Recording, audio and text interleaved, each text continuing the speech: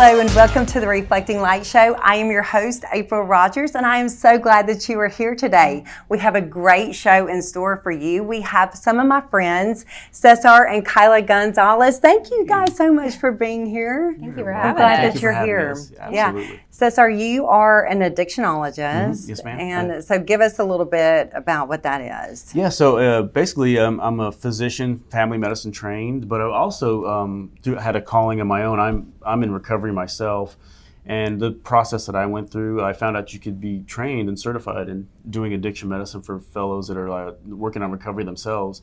And so it was kind of a calling to me, naturally fell into it. So I just treat addicted individuals on any process, really early on or as maintenance on the way. And it's just been a blessing to me to kind of continue to give forward what was done for me. Amazing. I love that. And so Kila, you are a bereavement doula. Yes. So would you explain a little bit about what that is? Yeah, basically a doula is a birth coach, and the bereavement aspect is I coach women through birth and the pregnancy, birth, and postpartum periods, but when the baby is going to die. Yeah. So it can be expected or unexpected. But yeah. It's a special kind of ministry. Yeah. Well, we're going to dive into you guys' story, and it is a story of beauty from ashes and how the Lord has taken you guys from a place where no parent wants to be, but He has given you guys such a great ministry. And I got to be there for part of that because you and I were in Bible study together for years. Yeah. And I loved seeing your beautiful face in that room, studying God's Word with you. And I loved studying with you. It was a really, really good time. Yeah, I know it. As iron sharpens iron. I needed it. Yeah. It was amazing. That's right. Okay, so y'all just tell us a little bit about your story and how how you guys got together and your kids, and then we'll just jump right in. Okay. So we met in 2012. We both had been divorced, and we met through, some mutual friends, kind of the same interests, and we just kind of immediately, for me. Yes. Me too. We just were immediately kind of connected, and just at that soul level. We were older, and so it wasn't any of the, when you're younger, the games, and it was just like two mature adults, and we just really, really liked one another. And we were married in 2014, and we both we really had dreams of having a large family. We both desired a lot of children. I mean, we said what we say, 3 to 5 or something. We'll go that was kind of our goal. We didn't have children at the time. So we were kind of naive, but we both came from a smaller family. He has one sibling, I have one sibling, and we just kind of wanted that, you wanted your kids to have siblings and grow up together. Yeah, I mean, what do you have when you're older? You have your children and their children and your family and your legacy, and that's just what life's all about. I've always had a strong desire to be a mother, and I've always been motherly. And I definitely saw that in her from jump. As a very caregiver, I'm a nurse. I'm an RN also, and so we immediately began, after we were married, trying to start a family, and we got pregnant a month into, and we had our son in 2015, Maxwell. Yes. Just precious. Just the light of our lives, and he's just everything. But it was after that we ran into trouble, that the kind of fairy tale. With infertility. Right. Yeah. Yes, so right, absolutely. We started trying to have our second baby, and it just wasn't happening, I think it was a story too of when we met, like she said, it was just, everything was just, slots were lining up and everything was just, it's like a fable, okay, we were both mature, we met each other right at the right time, similar goals, and then we had Maxwell, he's like a force of nature, comes right, after our first month of being married, we were pregnant, so we're like, wow, this is great, everything's hitting on all cylinders. So when we reflected on it in prayer, it was like, oh, this must be, obviously this is a plan, because the way we met and how Maxwell came. So then that transition into the waiting was a definite it was a change for us that Yeah. we hadn't Yes. encountered thus far in our relationship. So that was really a big turning point, and that's when stuff really, we got to dig deep into like really who we were, our relationship, and just going through all the emotions and the waiting and the pain and those Right. type of things Yeah. together. That type of intimacy that was born, it was new for us for sure. And then I think that's what really the fertile ground for where we are now is. Yeah. So I It grew us a remember lot. that we came over to your home for remember. dinner Yeah. with our kids, and y'all were in that waiting Yeah. period Yeah. because part of our story is that we went through 3 years of infertility I know, as you well, and so just being able to talk about that Yeah. and With somebody it would who not gets having it. that stigma behind Yeah. it, and but getting it out there in the open, like we're hurting and we Yeah. need help, we need yeah. to talk about it with somebody. Absolutely. Yeah. And we loved how real you guys and open you were. And it's, you had your 2 children, but you weren't like, oh, it's great now. It's like, that was really hard and it Yeah. affected us. And we Yeah. understand, where you're Right. at. That meant a lot, Yeah. to have you guys. Yeah. I remember Adams just had that language that was like second, like it was just, I immediately resonated. I was just kind of flailing and he kind of like scooped me up, and Good. he came out of nowhere and it Yeah. was just like, wow, right on time, and we could really share on that level. perfect. Yeah, it was Yeah. really great. It's really good. Yeah. I loved Okay, it. so then what happened next in the story? So we tried it was about a year and a half. We went through, I had a surgery, fertility treatments, we did like you go in steps. You start with this, and then you go to this, and we And finally you have did. to be ready too. Is one of the things that Mm-hmm. I Oh, yeah. found. Like you can't just go from step A to step No. Z. No. Like Oh, you, right. you just kind of have to Yeah. progressively take it Absolutely. Yeah. bit by bit. And before you know it, you're just like, oh my goodness, Yeah. like we're so far, like all this that we've been through. But we finally, it was about a year and a half, and we got pregnant naturally. And we just thought, like, oh, finally, like, because it was just so hard and so much pain and the ups and downs and the hope, and then the letdown. And then we start again. And then each month, but we finally got pregnant. And everything was going well until we had a 10-week appointment, and there was no heartbeat. So we had a miscarriage, had to have, the DNC and go through all that. And it was like, we finally got pregnant, you know, and then it was like taken away. Yeah, and then I remember struggling with like the identity. There's like, with the right way and the wrong way to be anything, right? Right. And then as a dad and husband, Yeah. like being a physician, we're all happy, we're doing this. Yeah, let's just hop up here, do an ultrasound. And I remember I saw it, and she kept waving, and I was like, whoa, and that in that space, I think that was the ultimate test. It was just the ultimate like, okay, how do I do this? How do I Lord help me, like what are we gonna do? And that was the kind of kickoff when Maxwell's bouncing happy, she's happy, we're all talking, and then it kind of went, and then it was like, it was just, Lord, it was just help me. How do I do? I usually have an answer. Yeah. I mean, I talk too much. Everybody knows that, but it's like that was like a thing, like Just that this is- cry. It just just a devastated us. plea. It was Yeah. like, and being alone in that before the family was with us, like being that guy that's like the husband and it's just, it doesn't matter. Like he's everything, and that was what it really showed. And then the next steps were just, I mean, you tell it best. I'd let you kind of. Yeah, I mean, in that moment, we went from we finally have everything we want, and then to just devastation.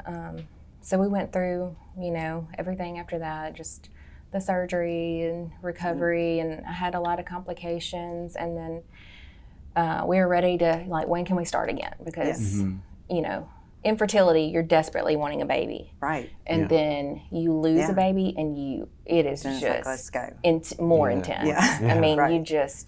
I just remember sitting there.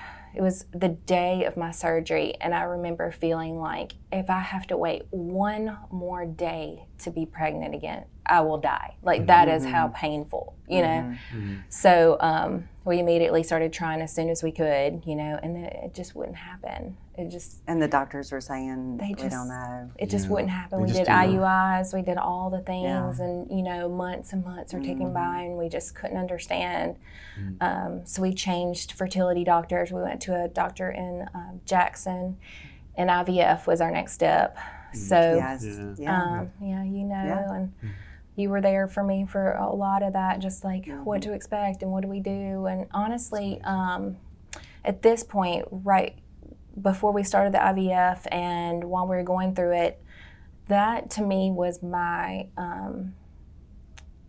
I would say my most spiritually fit, like close to God, just spending hours with him every day, you know, getting up early in the Me too. mornings and, Yeah. you know, Right. I know. praying Yeah. and reading my Bible, just so close to him. And we were both, you know, Yeah. in church every time the doors would open. You know, it was just It's a that really desperation. Yes, Like, yes. because it just drew me. you tried everything that you can humanly do. Yeah, And it's We knew you have we to rely couldn't on do the it. giver of life. yeah. That's Yeah. right. We knew we couldn't do it, but we knew that he had placed like this strong desire on our hearts, and we just didn't feel like he would do that if it were for nothing. He doesn't want to hurt us. He wants good for us, you know, and we're his children, and just like we want for our children, except times a million, you know, is how he feels about us. And so, but yeah, we were both just in a really, really good place spiritually going into this IVF. And I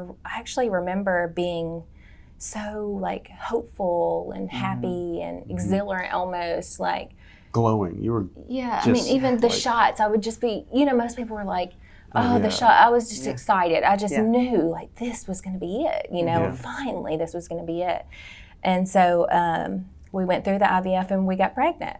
And, you know, just Overjoyed. Yes. just the joy. Yeah, we all were. We were Yeah. just Oh, I know. celebrating It's and like, because it had been And then years, you in know, the it had Bible been study. Yeah, we just 3 years at this point. And so, yeah, so we were pregnant and everything was going well. Ultrasounds, you know, we graduated from our fertility doctor back to our regular OBGYN. And then in November, we went to just a normal, I was 16 weeks pregnant, went to just a normal OB appointment. And as our doctor was doing the ultrasound, it was just the bedside ultrasound, and she was like, you could tell. It was, there's just something's not looking right. Let's go to the big ultrasound room. So we're like, okay, I mean, everything's been great, you know.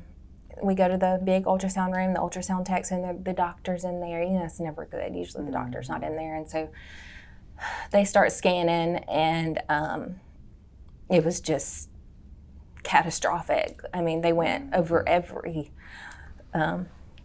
part of our baby, and just everything was wrong. Yeah. Everything. There was multiple abnormalities, and our doctor didn't even know what it was. She didn't. had no idea.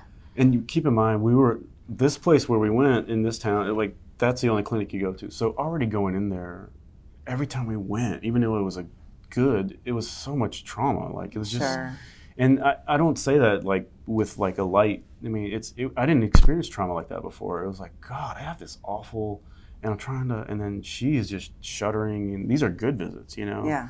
So marching through that and going up there was like this exercise in bravery.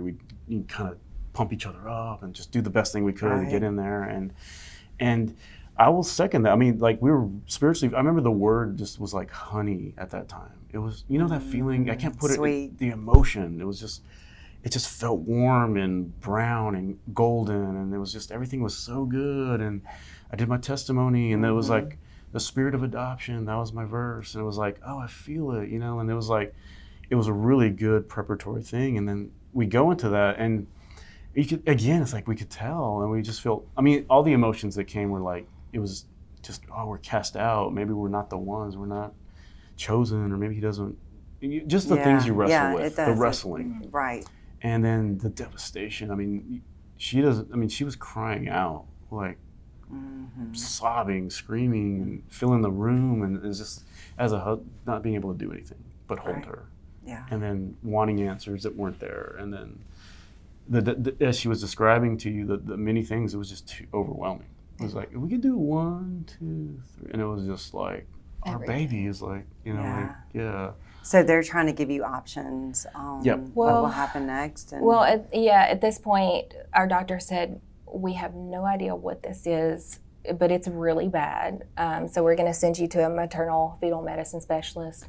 And it was 2 days before. So we had 2 days to wait, the longest 2 days in the world. Oh, but, that you was- know, our church family was there praying over us and just, you know, we were just believing in a miracle, just Right. please. And we had researched, you know, fetal surgery, just whatever, anything that we could do. So we go to this maternal fetal medicine specialist appointment, and they did the ultrasound, and he comes in and he just says, sorry to tell you, but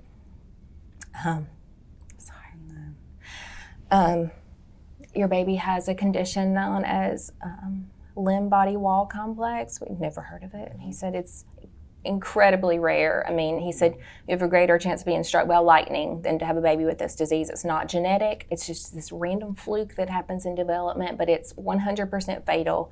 There's no chance. You know, he said, and I am a Christian man and I believe in a mighty God. He said, but your baby is not going. There's no miracle that can, you know. Yeah, it was. And so, yeah, we were just, it was Yeah. almost like shock, you know, like what, how could this be happening, you know?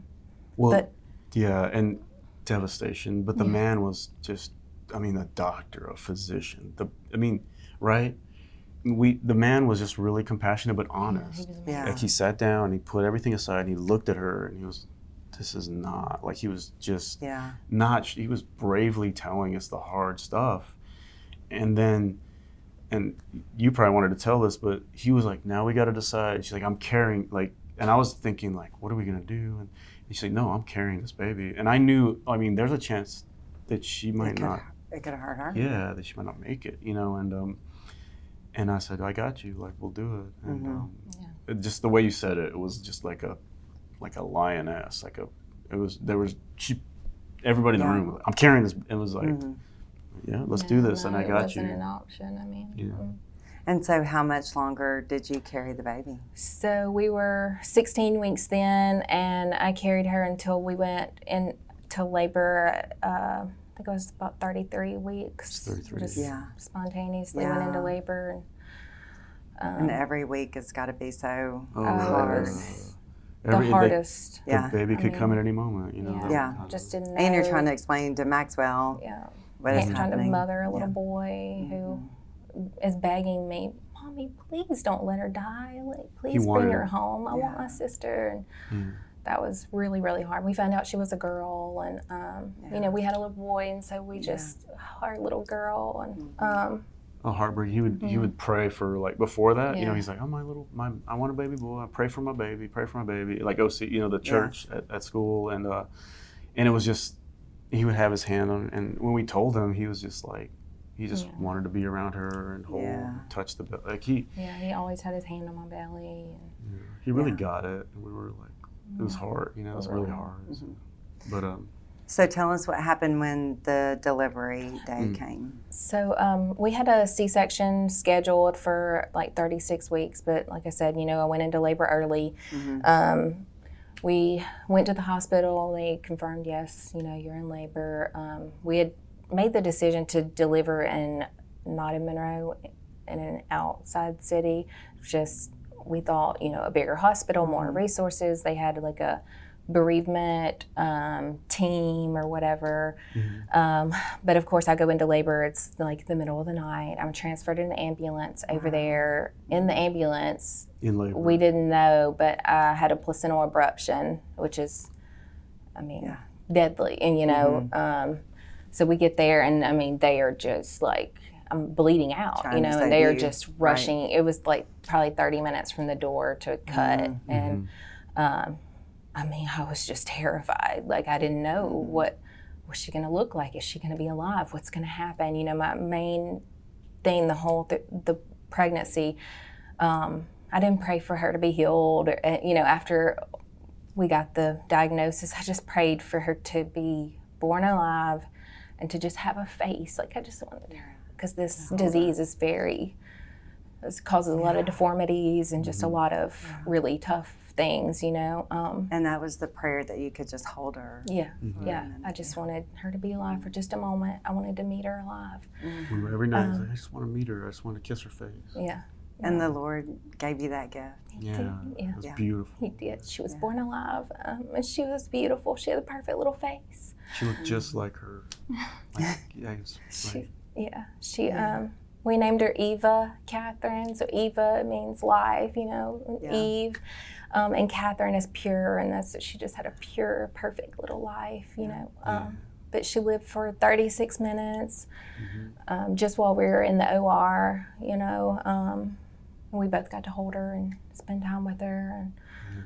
And by the time we moved to our room, she had already passed away, but we still got to spend some time with her then, too. But she was so peaceful, like just breathing.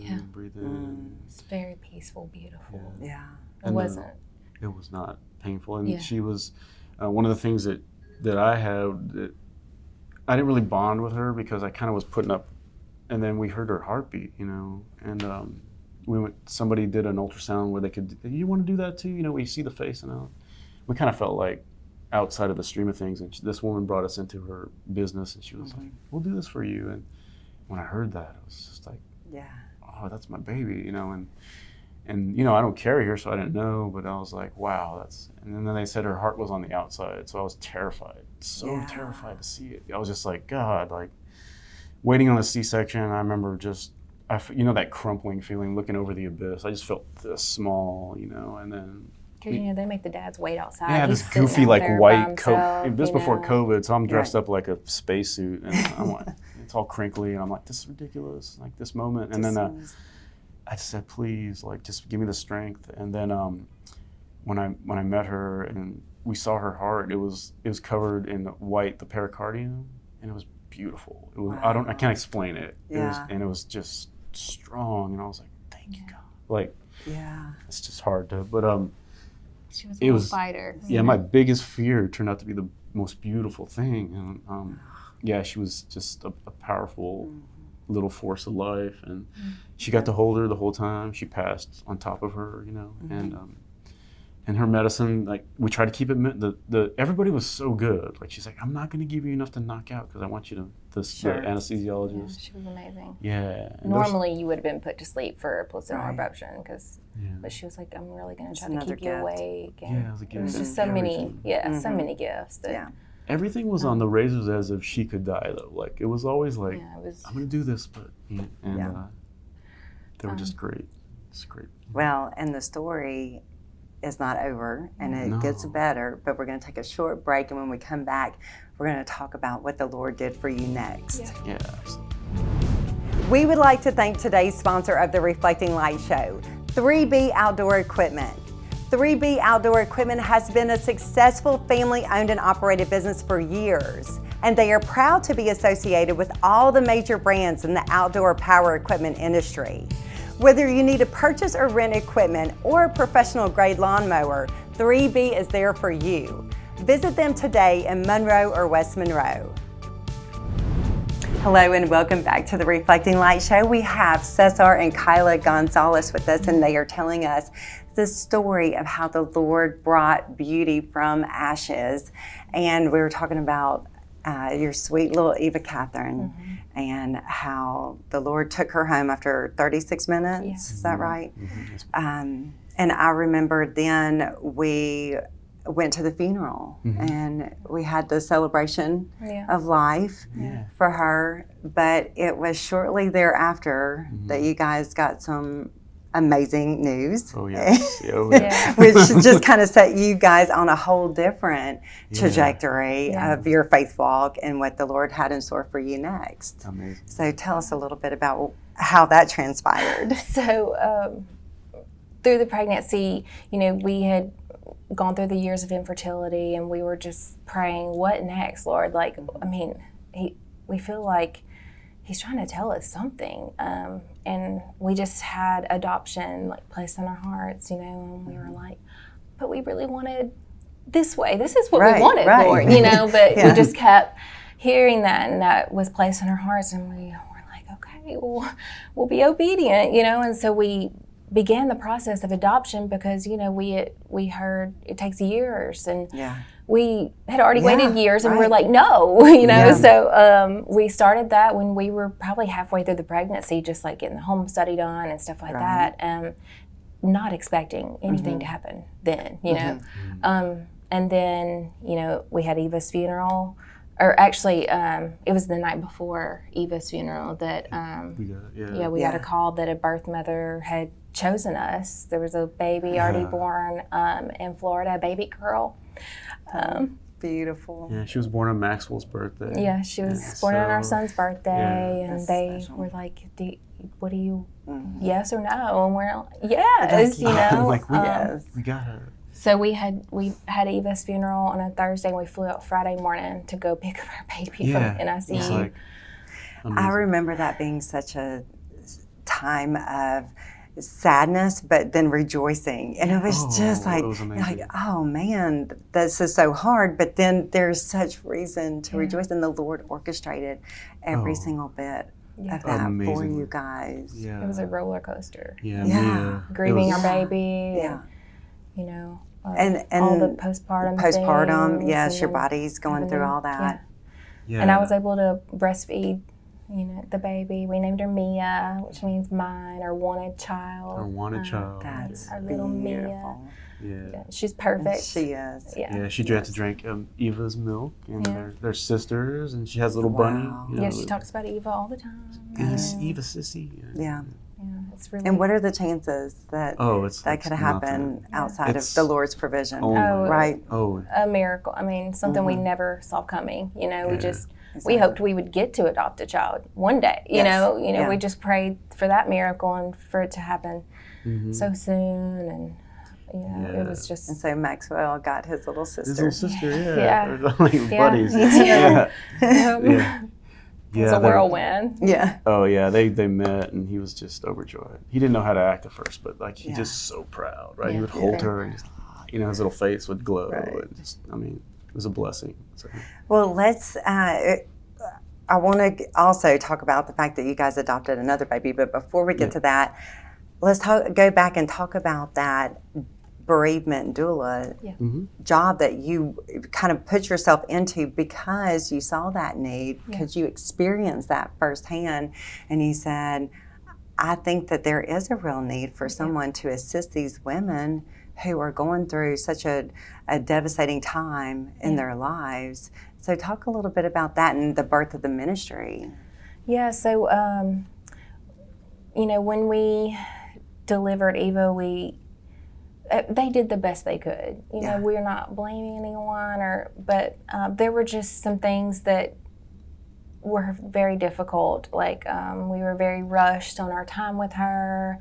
We were told there was a 2-hour policy. Like after the baby dies, you only have 2 hours. Where the standard of care across the country is the baby stays with mom her entire hospitalization. There were just a lot of things that they took her away in a very traumatic way. And I just said, it has to be better. This, it was a very difficult experience that was made more traumatic by the care that we received in a way. So I just started praying and researching, and I came across a role called a Bereavement Doula. It's a certification that you get, and I'm healthcare already trained, and I just thought this is perfect, and so I got the certification, and then I wanted a way to give this service to families for free, and so we thought of the nonprofit. So we started a nonprofit called I Will Carry You. We, many reasons for that. One, the Lord carried us through, what we went through, and I carried Eva. We carried Eva, and that we want to help carry families through this tough time. That's beautiful.